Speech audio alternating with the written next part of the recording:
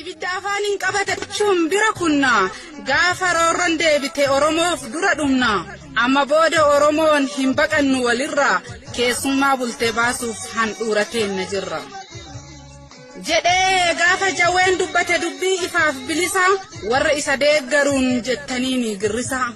Sanni dhugaa barbaada jabaatee haa girrisu jechoonni keessan dhiibee qabsorraa nu nambisu jecha madaala hin qabneen nu keettan maqaa kamu warri lubbuu baasu kun isaan hoomaal jedhamu.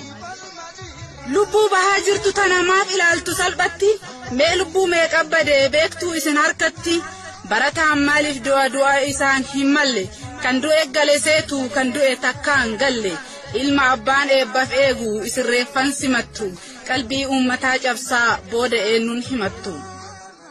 Hamma obsuu danda'u sabni isinii obse isin baadhatee jira gateetti ofii